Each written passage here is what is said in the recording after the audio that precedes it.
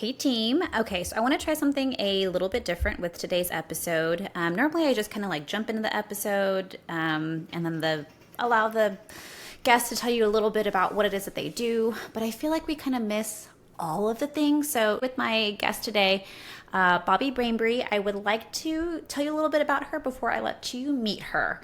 So Bobbie Bhambree is a certified dog behavior consultant and certified professional dog trainer. She's a faculty member of Catch Canine Trainers Academy and Agility University.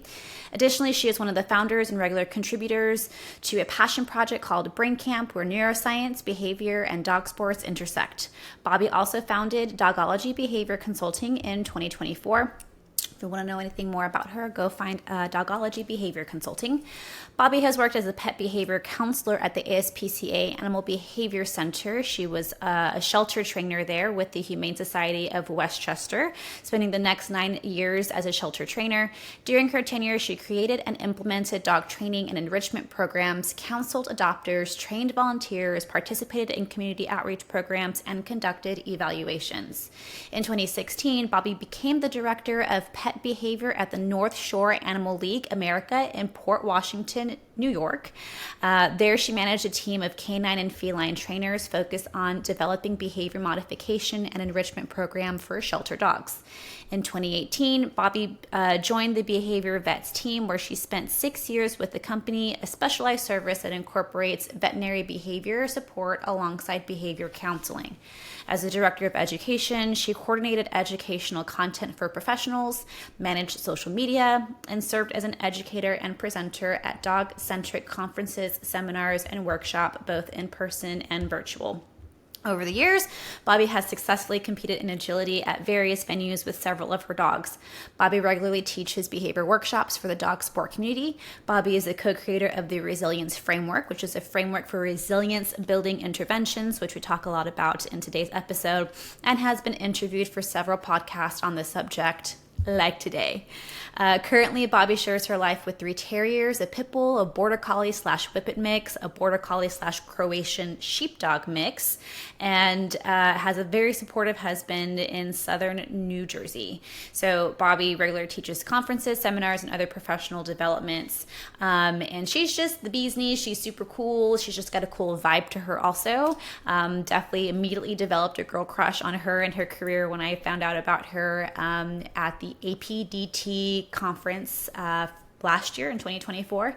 So without further ado, I would love to introduce you guys to Bobbie. Let's hear it. Hello, everybody, and welcome back to another episode of the Pup and Away podcast. You know me, I'm Steph, the pro dog mom. I'm a certified dog trainer, canine behaviorist, and canine nutritionist, and the very proud owner of Pup and Away, where we specialize in pet care with the behavioral edge in San Antonio, Texas. And of course, a podcast host, and very happy to be here with Bobbie Bhambree.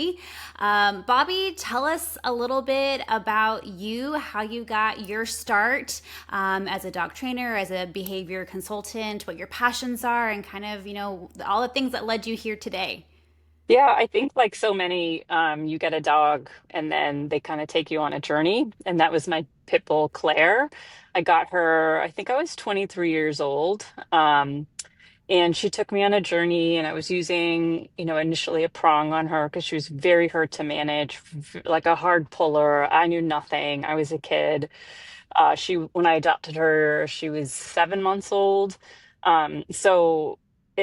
kind of learned things the hard way. I didn't like the way she was feeling when she was on the prong. I didn't like that. I was constantly frustrated with her and mad at her, and we didn't have Yeah. the best relationship early on. And I was so young, I didn't know anything. And I actually went to a Patricia McConnell workshop early on, and I was like, oh my God, this is changing my whole world. And I just was obsessed after that in terms of learning. And I changed things with her, and that made a huge difference for our relationship. And yeah, she was my heart dog. She taught me so much. She turned into like such an incredible dog. One of the best I've ever had. And she took me on this journey of entering this world of dog training. And when I was I think in my like I think I it was like 26 or something, or 27, maybe 26. I started first volunteering at the ASPCA. I saw Dr. Pam Reeve speak, and I was really excited by that seminar as well. And she invited us to volunteer. And from there, I just started working there part time. This is when they were in New York City. And she was my first mentor. So I just got really lucky with like the people that I got to work with early on, teaching me. Trish McMillan was another mentor of mine, still a good friend. Pam's a friend as well. And it evolved from there. I just kept getting connected with like incredible trainers, incredible behavior experts. Um, and I did a lot of work in shelters. I learned a lot from the dogs themselves. For I think about most of my 20s into early 30s, maybe my mid 30s, I was working in shelters. Um, like I was at the Humane Society of Westchester for about 9 years. Um, I would help out at this local shelter, that local shelter, consulting, doing evaluations. And then I worked as a director of pet behavior at North Shore Animal League, and that was a huge task to take on because it was a massive shelter, and I'd never worked at an organization that big where I was in charge of a department and like kind of the direction that they were going in. And I was trying to bring more reward-based work into that culture, and working with some really challenging dogs, behavior dogs that had been there for a long time. And we started to see some progress, see some changes, introducing play groups and things like that. And it was really great to see such the volunteers come together and the staff come together and really enjoy the dogs.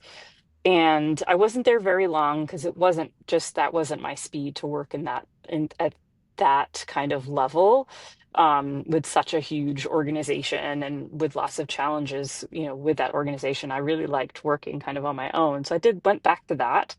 But then I was deploying for the ASPCA for the anti-cruelty behavior team. I was doing a lot of work with pit bulls, like fight dog, where they would break up dog fighting rings, and then the dogs were evidence, and they kind of had to stay in like these warehouses and kennels essentially, and we needed to provide enrichment and training and behavior modification and like take care of them mentally and physically while they were going through the court system. And so Wow. that was, yeah, that was hard, but also incredibly rewarding to see the dogs um, feel like be physically safe, but it was hard mentally for them to be Yeah. in these situations for so long because the court cases take a while to get through. And then I got a job at Behavior Vets. I really enjoyed working there. I was there 6 years as a veterinary behavior practice. It's not doesn't exist anymore. But during my time there, I learned so much about behavior, like really complex behavior cases, veterinary, pharmacology, and working, like learning about internal processes, like the neurobiology of the dog. You're not just looking at the function of the behavior, like the external factors, you're also looking at internally what's going on, and starting to recognize how, just like with humans, brains work differently Hmm. beyond mental illness. Like there's mental illness, but then also there's brains that work differently and process differently. Like I was diagnosed with ADHD last year, and knowing that has actually changed my life in a positive way because so much of my life makes sense now, and then I'm much better at taking care of myself and knowing what I can handle and what I should delegate and things like that, without feeling bad about it, like trying to fit into Yeah. everyone else's kind of definition of how what success looks like and how you should do things. And so when Behavior Vets closed, in actually a year ago, like now, it was September in 2024. It was hard because I liked working there and I figured I'd work there forever. Um, but I went out on my own again, and that's been actually really nice because there's more flexibility, but I still see like very complex behavior cases.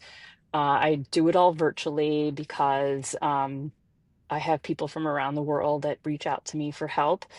Hmm. And working virtually has given me quality of life. But also, when you're working with really complex cases, sometimes being there with the dog and the human is not really helpful for the case. Like sometimes you have to kind of back off Yeah. and not be part of the picture. It really depends on the situation. And I find that you can get a lot done virtually anyway, because it gives us a chance to review videos of the client doing the exercises, and now they can actually assess with me. They're not, Hmm. it's hard for a person, or it's hard for the learner to learn in the moment, right? Like, but if you're Yeah. in the moment and they're doing the work and then you're taking video and then you step back and you look at it together, it becomes easier for them to see what adjustments to make based on that. So I get to do that and really get to focus on like body language and behavior so that they better understand what the dog is saying moment to moment and how to adjust based on that. So that's Yeah. sort of where I'm at now. I love teaching professionals as well. So I do, half of my clients are like dog sports people, half are pet guardians. And then I also get to work with professionals, like I do conference speaking, some educational courses like through APDT.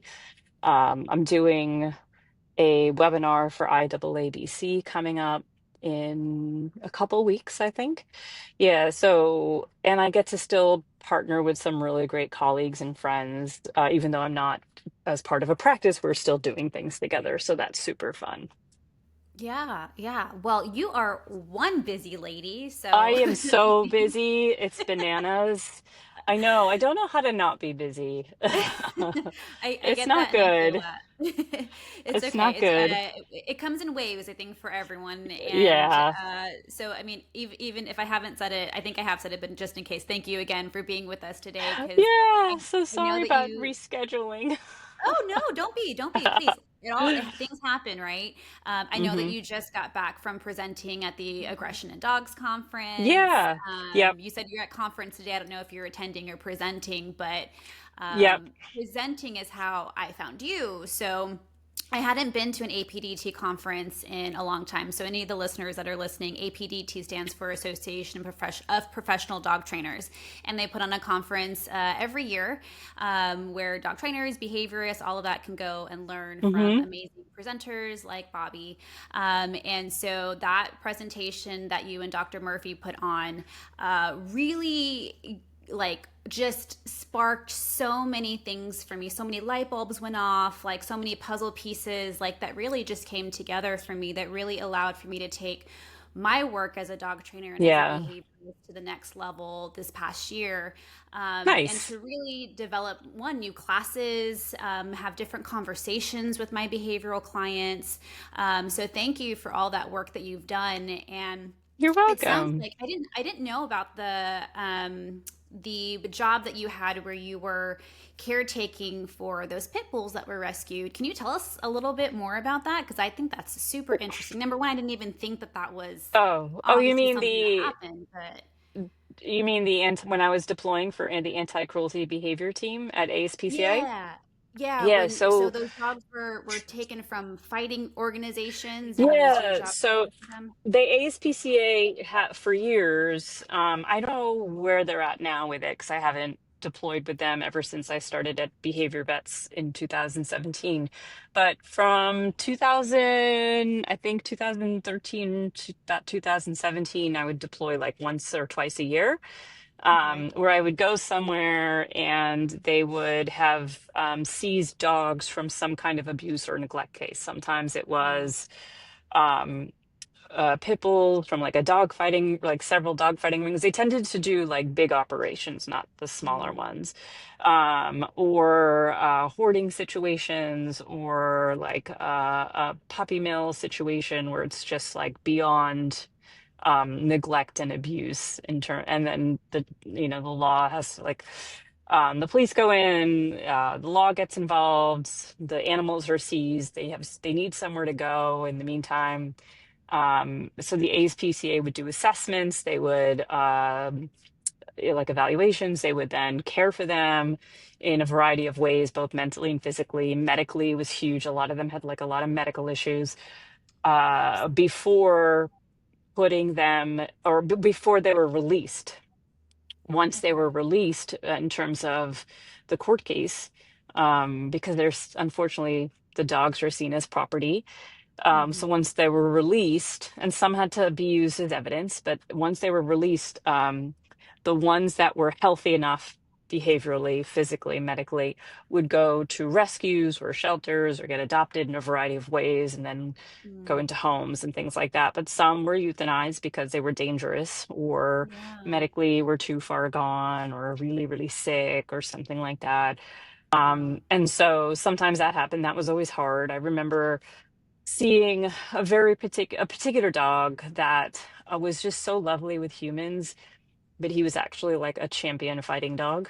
And Wow. yeah, and so even though I remember when the day they had to euthanize him, when they was finally released from from the court case, the original owners, and they were charged. A lot of people were really, really sad, but knew it had to happen because he had killed dogs and maimed Yeah. dogs because that's what he was raised for. That was in his genetics. That's what he was trained for. Yeah. And he was very, very good at it because he was a champion. And you just can't, I used to think a very long time ago, when I was I remember when I was working at the Humane Society of Westchester, my friend and manager, Dana Rocco, an incredible human being.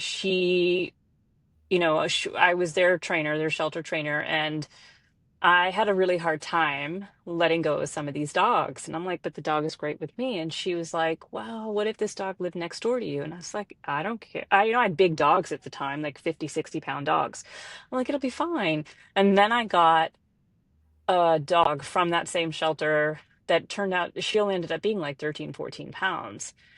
And it completely changed my perspective because now you have a small dog that couldn't survive a fight. And even I didn't, Right. as I learned more as I got older, and I learned more about like what is practical, what is safe, what is reasonable.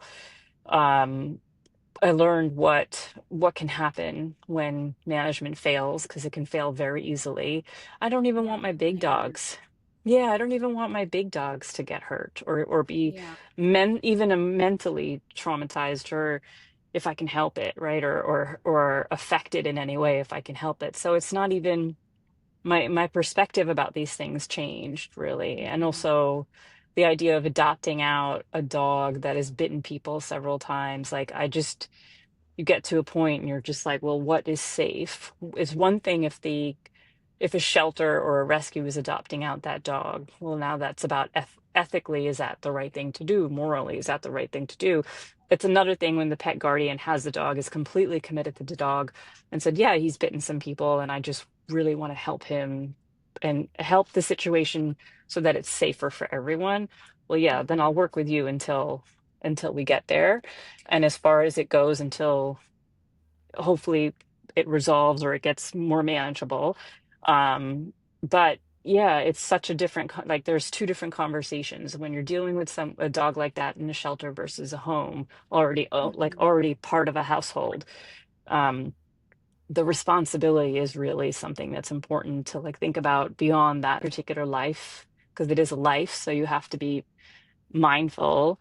But you have to think about the community. You have to think about the other animals or in that neighborhood. You have to think about like the children. Um, and so it's hard to say that, and it's hard to, and I've like held dogs that were really good with me, and I've considered bringing home, but I'm like, well, then but what about a dog sitter? What about Hmm. my husband, right? Like this won't work. This one, and I remember there was like a couple there was like three that I really fell for. And two of them actually, yeah, two of them I like sat with when they euthanized them because I was their last person that they felt really comfortable with. So I was like the Hmm. guardian, so to speak, in the shelter. Um, and I made sure to do that because it was like a group decision. It wasn't like one person making that decision. It was made very responsibly after lots of work was done with that dog or those dogs. But um, it just was, it's hard. It's such a hard conversation. And I know people are going to hear this and be angry or sad. And then there's going to be some that will understand and honor this. But I've just seen a lot of really, really messed up things when unsafe dogs live in the community. And Yeah. you get angry with the people, you get angry with the system, like how they got there. But I think the longer I've been doing this, the more I've gotten better at being able to just compartmentalize to some extent and just put my energy into, well, where can I do good versus Yeah. raging at the world. Yeah, yeah, I get that. Thank you so much for sharing all of that. That wasn't even Yeah. like in our notes to cover it too, Yeah. And but I I thought don't it, I mean, usually that talk was about those things. Yeah. yeah, when you mentioned it, I haven't read that about you just yet, and I'm sure that, none of these things that we think about as professionals, they're not black and white. There's so many gray No. areas, and even myself as a behaviorist, sometimes I have to have that, hey, I actually recommend that you rehome this dog, even though Mhm. rehoming is like such a taboo thing in our culture. But sometimes we have to think about, you might not be the best person to provide the right things that this dog actually needs, right? Yep. That's a whole Yep. nother conversation. I think for a different, I can spend like hours with you today, but we don't have that much time. But yeah, there's just, for anyone who may have been triggered by that, which I don't think any of my listeners would be, but, none of these things are easy, black and white decisions. There's a lot of things that we all have to consider while that life of the animal is invaluable. There's still a lot of Yes. human error. I mean, it was humans that got that dog there in that first place. So, but I imagine that, kind of what you experienced with those dogs, what you observed with those dogs, kind of set you up for a lot of what was to come in your career, because Yeah, the biggest absolutely. thing that I've learned from you was your work on, resiliency. So tell me a little bit about maybe how, your work with those dogs kind of put you in a better state to for your resiliency work, and then just like, what is resiliency? Why is it important for our Sure. dogs? So resilience, there's like the psychological definition, the neurobiological definition, and essentially the way that we define it in the work that my colleagues and I do is the ability to bounce back from stressors, but then also conditioning the nervous system to be more resistant to stressors. And stressors aren't necessarily bad things. It could be like I was at a seminar and that's a stressor, right? Yes, Like just yes. getting here on time, like remembering, I do agility, it's a dog sport. So like remembering the course, working with someone new, you're stepping out into the ring and you kind of feel a little nervous because you're like you're spotlighted for that time that you're in the ring and like, will it go well with my dog? Can I stay present? Hmm. All of those are stressors. And at the same time, I love doing agility and I love training it and I love running my dogs through an obstacle course. And it's a stressor. It's a stressor is a in the way that we're using it for this work, neurobiologically, is the activation of the nervous system to prepare the body for like an event or sometimes a threat, but it's just to prepare the body. It's like, flooding the body, like the muscles with oxygen and glucose, and like so the body can move and your brain is sharper, your brain is hopefully more present. Sort of like when I was, when I was at the Aggression in Dogs conference and like stepping onto the stage, my body is preparing to do a talk. So I have like a little routine to get myself amped. Like I'll jump up and down, get my nervous system activated. I do like some fast breath work, and then I'll go on to the stage because I want my body and brain and my nervous system to be activated so I can present with like energy and be dynamic and remember, the content and know the story of the slides and the presentation. And I was really excited to do that. Or someone could be super nervous to do that, right? But it's all activation of the nervous system. And then sometimes it's really stressful, like, or you feel like stressful when I say psychologically, or it feels like a threat. So, if like someone's walking along and they look over their shoulder and they think this guy is following them, that might be like a trigger. That might be I'm under I'm threatened right now. So the body and the brain is like activating to prepare for a threat. Like I'm going to fight him or I'm going to run. Sorry, my dog's barking. I don't know if you can hear him, but No, I hear it. okay. He's in the car. Ah, It's okay, good. it's like a threat in that respect. And now the body is activating to like somehow like fight or flee or do something to prepare to be safe in survival. So there's like a Mhm. whole range of activation of the nervous system depending on what's happening in the environment and then depending on how the brain perceives it. Like sometimes you can be in a conversation with someone and like I remember when I was in my 20s and 30s, if I was in a conversation with somebody, I might, because of like maybe I had less therapy that week or I didn't quite Mhm. understand um or like accumulation of other factors and now someone says something and now it sets me off. Whereas maybe I've had a lot of sleep or now I've had so much more therapy because now I'm in my late 40s or I just feel like I feel really good in my life. Like that same person could say something and it like rolls off my back and feels like nothing. So internal processes can also impact how you perceive something. And Right, one person could perceive it as a threat, another person could perceive it as like, oh, it's a stressor, but it's like not a big deal and it right, hardly impacts them at all. So there's so many ways that we can think about how the world impacts us and our bodies and our nervous system. And so the work we're doing is say, like, no matter what happens, we want the nervous system to be able to handle whatever's happening and whatever needs to happen to prepare the body to deal with the world. But like, you don't have, it doesn't result in like chronic inflammation because hmm, that's what leads to illness and disease and all kinds of and injury. And what we're looking to do is to have a dog that maybe startles easily, maybe they don't startle as easily because we're doing all this work. Or if they do startle, it's not as significant, it's not as severe. If they have a reaction, they can recover much faster. It doesn't take out, minutes or hours or days. Like it can be within like a few seconds or within a few right. minutes, it comes back down. Right. And I think that was definitely something that, one learning, and that's something I talk to my clients about a lot. Like stress is on a spectrum. Like stress is good. Your dog can go to Yeah. daycare, even though they love it. It puts stress on the body. They're running Yep. around, just being excited, you getting ready for a vacation. So I'm really glad that you kind of hit on the fact that stress is good and bad. Stress can be good to get you ready to be a badass during your presentation. Stress can be a Yeah. good thing to prepare you to, run for your life if there's a threat, whatever the case may be. Like stress is actually a good thing. Too much stress or not being able to cope with that stress is definitely, I think, where we as humans and our dogs can definitely get ourselves into trouble. And so one thing that you guys, kind of the resiliency framework that you guys have put together obviously has a lot of different like pieces to it. The one that I found really interesting was like completing that stress cycle.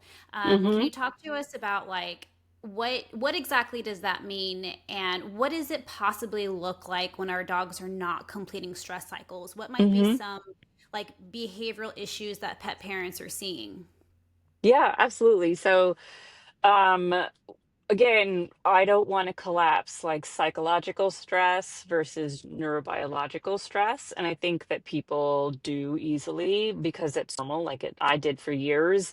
So we're looking at it through the lens of neuroscience. So if there is if we're looking at it through the lens of neuroscience, we're looking at it as an activation of the nervous system, the stress response cycle in the body. So that's the Mm-hmm. body saying there's something happening in the environment, and I need to activate these certain organs to have certain glands firing and glands and organs activating. So certain chemicals and hormones are firing so that we Mm-hmm. can then prepare the body to deal with whatever's going on. Mm-hmm. Um, and so what that is the pituitary gland, it's the HPA axis. So the hypothalamus, pituitary gland, adrenal gland axis. So it's those three organs, those three areas of the body that get activated. And when they get activated, you're looking at this cycle. Think of it like a cycle, right? And stress happens, and then stress response cycle is activated so it can prepare the body. But what happens if you're in like a constant state of fight or flight or all the F's, then the body is kind of living in that state, and it starts to rewire, the experience starts to rewire the brain and body if it's prolonged. So think of it like a dog who is kind of nervous already, but then ends up living in an urban environment, and it's just a lot of stimulation on their nervous system, and it kind of rewires them to become even more sensitive to the environment. Mm-hmm. And that can happen over time. And then you have this dog that's kind of living in this chronic state. And if that happens, more often than not, their nervous system, that stress response cycle never hits baseline again. It never completely comes back to baseline. So going back to the example of me presenting at the conference last weekend, if my body and brain is like activated and I'm on and I'm speaking for an hour and a half and I'm like dynamic and and then afterwards I'm answering questions for an hour and like sitting with people, and that's what was going on. And then there has to be some time that I give my body and brain the ability to reset, come back down to baseline. And Mm-hmm. because I know at this age, like I need it desperately, I like after I think I spent like 3 hours with everybody, and then I just disappeared for 3 hours in my room, and I just watched TV and had the AC on really high, and I just lay down in bed because I needed some time to bring my brain and body down. A lot of musicians, they are so high off the show, the concert. And then afterwards, some of them like end up partying, like drinking, doing drugs to help them calm down because they're so high. Others Mm-hmm. have like rituals that they follow to bring their nervous systems back down to baseline to complete that stress cycle. Mm-hmm. During COVID and especially those first 3 months of the shutdown, the pandemic, I would get on my Peloton bike quite a bit to help me complete that stress cycle because especially after like going to the grocery store and getting groceries, because we still didn't know how serious COVID was. And Yeah. I lived right outside of New York City, and it was really bad in New York City. So I remember like going to the grocery store for the first time after 5 weeks of being home, and I was like crying, like stressed when I got home. Took a shower, I was like scrubbing, and then I got on my bike Yeah. and I was like, I just need to bring it down. Or you take a nature walk, or there's so many things that you can do to complete the stress cycle. And then you can actually train your brain and body by like, oh, that was stressful, I'm going to do this activity because that brings it down. That was stressful, I'm going to do this activity to bring it down. And now you train your body and brain to just be able to do it more naturally. And now when I do a speaking gig, I know what to do, and it just brings me down. And I'm not like as drained as I used to be, or I Yeah. don't get sick anymore, right? I don't like those things don't happen anymore because Yeah. of I've trained my body. That's amazing. Yeah, when you and Dr. Murphy presented all of that, right? It was on of it a lot. Honestly, the neuroscience and the neurobiology of it, like, really is what opened up like a huge, like, doorway for me, because it allowed for me to have the conversation with my behavioral clients of like, your dog's not really choosing to be this way, right? Right.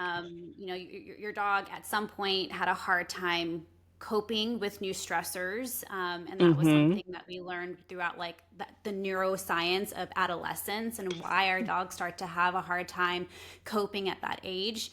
And Mm-hmm. then because we don't understand what's happening, we still just keep getting our dogs into these situations, to the fact where they get to practice these behaviors, these inappropriate coping mechanisms, which not only drives behavior because it was accidentally reinforced, but it makes the neural pathways in the brain stronger for that type of temperament, right?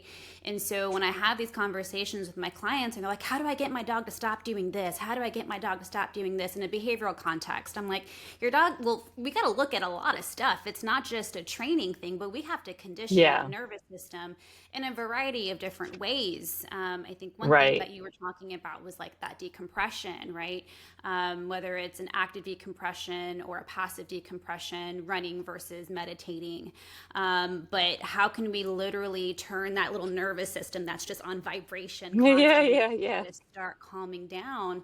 Because like I know for sure with me too, I can tell what I when I haven't been completing my stress cycle because I'm Yeah. more irritable. I am like quicker to um like just snap or say something, kind of rude, and I'm like, oh my gosh, like luckily I have the introspection to be like, oh my gosh, that was not correct, and I need to go sit Yeah. down for a second.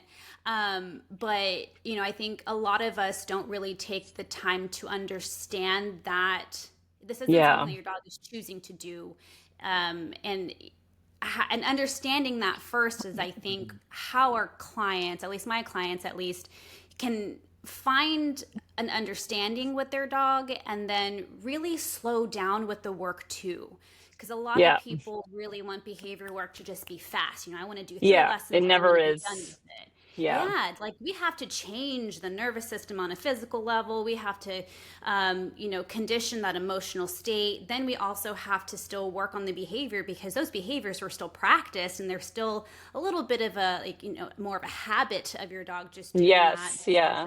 as a reflex. So there's a lot of things that have to be undone with that, and not only has that helped me in my behavioral cases, but it also helped me to develop what I call my Tenacious Teens class. It's a whole class that I put Hmm. together specifically for teenage dogs because I think us as a training industry, we did a great job of giving puppies their say in like a puppy class and puppy socialization. But that's just the beginning because Right. a lot of these things start to happen at adolescence. Is that kind of when you typically see maybe issues or trouble start to arise? Yeah, and a lot of it is sometimes it's a matter of the guardian doesn't really understand adolescence, Mm-hmm. Yeah. or they over kind of manage situations. A lot of times I actually tell people now, especially in the dog sports world, I'm like, if there's going to be days that you just don't train because your dog's brain is different today and there's not Yeah. much you can do about it. Or there's going to be days that your dog is going to be afraid of like this garbage can that they see every day and they don't ever react. And now they are suddenly, and it'll pass. A lot of times I'm like, it'll pass, but let's just be proactive and support them with different games. But a lot of it is also, okay, great. So this is happening. You can train your dog if you're in dog sports, for example, but let's make sure to balance that with lots of off-leash time. And, even if it means like going to a sniff spot and renting a sniff spot, a lot of like agency, a lot of movement exercises because of they're in adolescence. So it's really about embracing them where they are and supporting them kind of day by day, moment by moment, because it changes so much during adolescence. The way Mm-hmm. that they perceive things is completely different. Like Yeah. the way that they're, because and their motor coordination or the lack of, like, it's just there's so much going on for the dog. It's given me, like, I'm going through perimenopause at 48, and it's like I just have so much more compassion for these adolescent, like, humans and dogs or any animal, like really dealing with these chemical changes in the body, which changes how the brain perceives information, perceives the environment, the mood swings. Like, they literally have no control, no Yeah. control. Yeah.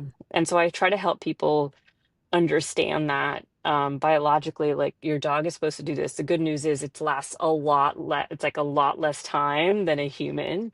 That Mm-hmm. can be, that could be like 15 years adolescence for a human, whereas a Yeah. dog, it's like a couple, maybe, three tops. Yeah. So yeah, it's a different experience. That's amazing. When you guys were presenting, you guys talked about like some pattern games, and I think some of Hmm. them were from like Leslie McDevitt, and you talked about like the tug tug scatter, or like the Super Bowls game.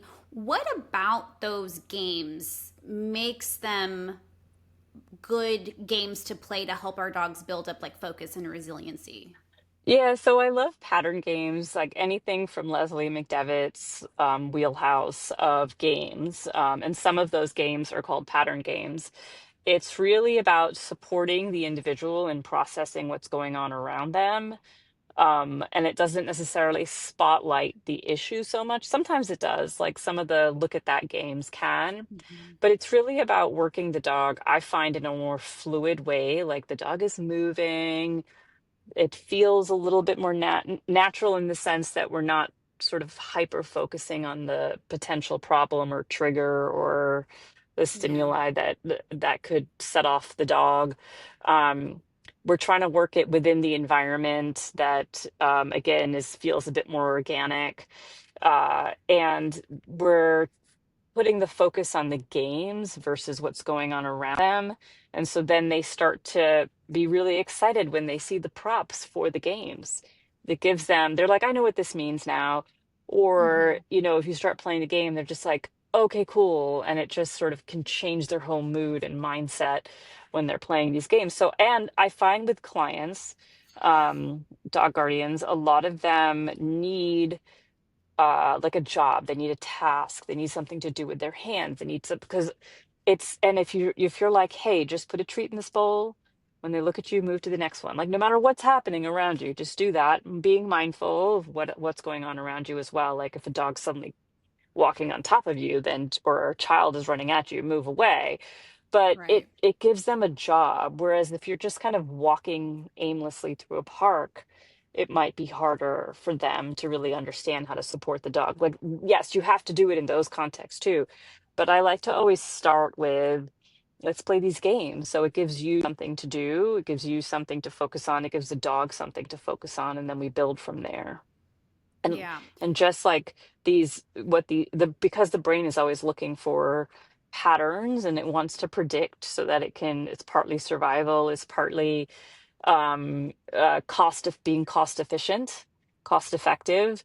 uh so because the brain wants to expend as little energy as possible, these games are fantastic in sort of not resetting the nervous system, that's not the right way to say it, just providing some structure so that the dog is moving through the games, but the nervous system can sort of calm down a little bit because it's not so hyper focused on what's going on around them, and Hmm. it starts focusing on the pattern, and it's like feels more predictable when the environment can feel unpredictable. I love that. Yeah. When I first learned about the pattern games, to be honest, I was like, these look stupid. I know, What are we they're way doing? so you're like, they're so simple. Like, how They're does so this really simple. help? Yeah, but they're Yeah. massive. Like, it's just incredible what they can do. Yeah, and for a huge variety of dogs, I started using them for like really reactive kiddos before we, started training session in the middle of a training session, Yeah. and it just really changed the game in the progress that they Yeah. were able to make, Yeah. in the relationship between the dog and the pet parent. Like it really was a huge game changer, and I was like, now Yeah. I understand, now I get it.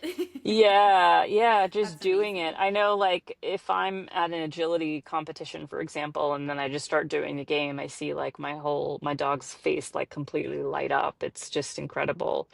Yeah, and there's some really nice fallout from doing the game. Like, you get more engagement, you Mhm. get more focus, you start to see a dog that will check in with their guardian, and I can point out, look, he's starting to check in with you. He's probably because there's something going on in the environment, and then they start to notice that, and they're like, oh, because of all the work they've done before, and it doesn't feel like pressure for the dog, right? Where some of Yeah. the games like watch me, where you're like, you need to watch me, or I'm not giving you a treat unless you look at me. Like, this is a great way to teach that default behavior of, I can check in with you when something's happening, or I don't know what's happening, or I'm uncomfortable, right? Yeah. And Yeah. it starts to create this like two-way communication.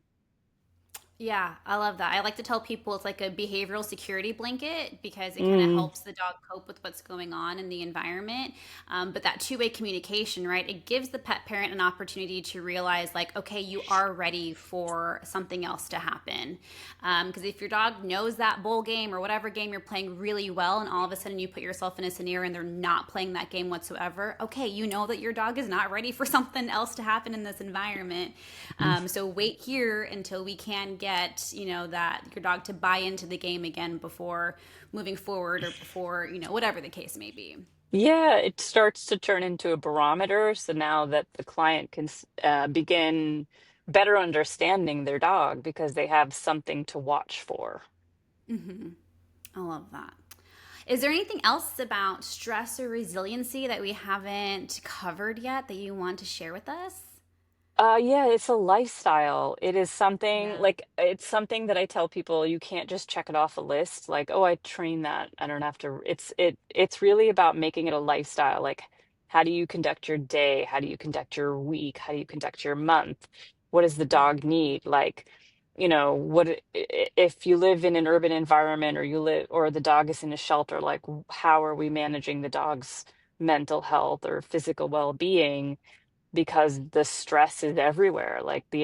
Even dogs who live in urban environments that are like really like it appears that they're handling it really well, there's still like all of that input, sensory input that's coming into the nervous system. So there's things that we can do to support them for just health in general. And then for dog sports, this is really important. Is like we're purposely bringing our dogs into these high stress, high active, like stimulating environments. What are we doing on the days off or after a competition or after your turn to support them? So it's a lifestyle to really practice that activation of nervous system, bringing it down, activation, bringing it down.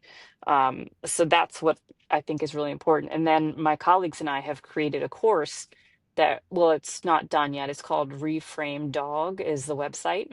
You'll put it in your show notes. Yeah. People can sign up to get notifications and updates on that website. But we're putting together a course for professionals. Our plan is to launch it in January. I don't have a date yet, where we have been reframing resilience and really looking at it as a lifestyle and looking at the exercises to best support the animal and for professionals to learn more about the what's going on under the hood so that they can understand how to better help their clients. I love that. I can't wait for that to come out. I will definitely Hmm. be putting that in the show notes. I will definitely be Thank enrolling you. myself because, yeah, for sure. Whenever you guys Ah! came up with that, I mean, it really was. I mean, I obviously as a pet professional, I do this as a passion and as a career, but it's my passion that has me like digging into all of these other Hmm. things that I like. How can I implement, these things? How can I up my Yeah. game? And your work was definitely one of those that tremendously helped me this past year. And Thank you. a lot of my clients I think have definitely benefited all because of the work that you and all of the teams that you've worked with have put together. So thank you for your hard Thank work. you. Thank you for being here with me today. I think we may have gone over our time a little bit, so I apologize. That's all I know you right. got That's all lots right. of things to do. But Bobbie, where can listeners follow you if they want to learn more about you and the work, your virtual work that you do? Yeah, so my website, which you'll put in the show notes again, is dogologybehavior.com. And I'm on Instagram, I'm on Facebook. TikTok is just too much right now, but one day I'll be on TikTok too. So yeah, Dogology Behavior. People can subscribe at my website for like updates and newsletters and follow me on all those socials. And then also reframedog.com is the website for reframing resilience, and that course will come out in January. Beautiful. Yes, I will definitely put those things in the show notes for everybody. Thank And by all means, you. yes, thank you. Go follow Bobbie and all of her work. I look forward to all the new stuff that you guys put together. And listeners, thank you guys for being with us this afternoon, morning, evening, whatever time you're listening to this. I hope you guys have a fantastic one, and we will see you on the next episode. Adios. Now, that might be the end of the episode, but the fun doesn't have to stop here. Follow us on social media. I'd love to connect with you. We have quite a few social media platforms. For nutrition and holistic pet care tips, follow me on TikTok and Instagram at Steph the Pro Dog Mom. You can find fun training tips on Facebook, TikTok, and Instagram at Pup Pup and Away SA. If you're in San Antonio and you want to bring your dog to us for boarding, training, socialization, and nutrition, come find us. But if you're not in San Antonio, we do training and nutrition sessions virtually. Yes, they can be just as effective, I promise. Please rate, review, and subscribe to my podcast on whatever platform you listen on. And please, please, please share with a friend. The positive reinforcement of knowing people actually listen to this and find it valuable helps motivate me to keep on recording. We'll see you guys at the next episode.